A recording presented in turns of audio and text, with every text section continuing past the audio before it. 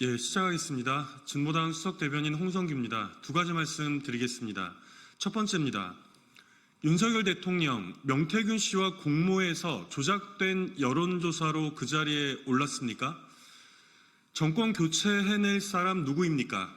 여론조사 결과를 통해 알아보았습니다. 지난 2021년 8월 2일 윤석열 대통령이 국민의힘 예비후보 시절 자신의 유튜브 채널에 올렸던 영상의 제목입니다. 여기서 소개한 여론조사는 정치 브로커 명태균 씨와 긴밀히 얽힌 미래한국연구소에서 주관했던 것입니다. 윤석열 당시 예비후보가 1위를 차지했다고 했으나 비슷한 시기에 이루어졌던 다른 여론조사 결과들과는 크게 차이가 있었습니다. 윤석열이를 좀 올려서 홍준표보다 한 2% 앞서게 해주이소. 우리 국민 모두가 확인했던 명태균 씨의 생생한 음성입니다. 공교롭게도 대세론을 밀어붙이기 위한 이 영상은 윤석열 대통령이 국민의힘에 입당한 지 사흘째 되던 날 올라왔습니다. 이준석 당시 국민의힘 대표가 없는 날 기습적으로 입당을 해서 훗날 패싱 입당이라고 명명된 이 황당한 사건에도 어김없이 명태균이라는 이름이 등장하고 있습니다. 윤석열 대통령 이제 직접 해명해야 되겠습니다. 더는 피해갈 수가 없습니다. 명태균 씨와 짜고 여론조사를 조작해서 국민의힘 대선 후보로도 나아가 대한민국의 대통령 자리도 꿰찬 것입니까? 그 대가로 김건희 여사와 함께 국회의원 배지도 직접 흥정했습니까?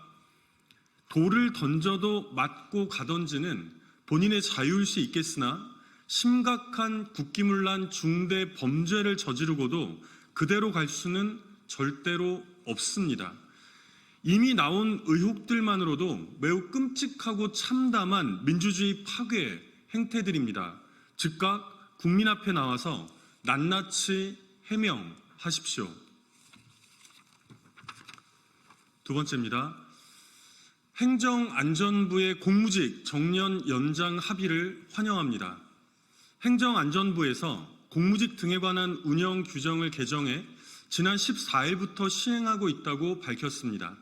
노사 간의 합의를 통해서 정년 연장에 합의한 것입니다. 우리나라의 법적 정년은 60세이지만 실질적인 은퇴 연령은 73세로 한참 차이가 납니다. 지난달에는 60세 이상 취업자가 처음으로 50대를 제치고 전체 연령대에서 가장 많은 것으로 집계되었습니다.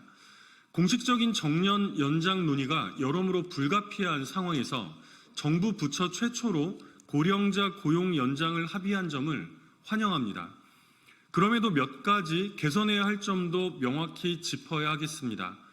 전체 근무자들에 대한 연장이 아니라 별도의 개별 심사를 통한 방식은 가급적 지양되어야 합니다.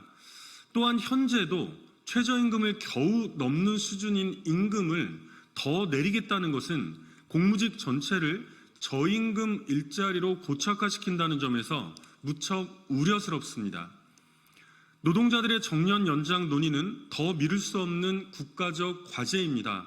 시급히 각계의 머리를 맞대야 합니다.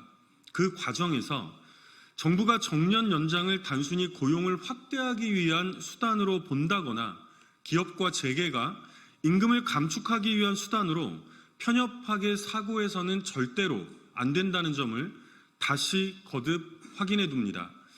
정년 연장은 저출생 고령화의 문제를 해결하는 방향으로 양질의 일자리, 연령에 맞는 소득, 세대 간의 조화를 보장하는 방향에서 논의를 진행해야 합니다. 이상입니다.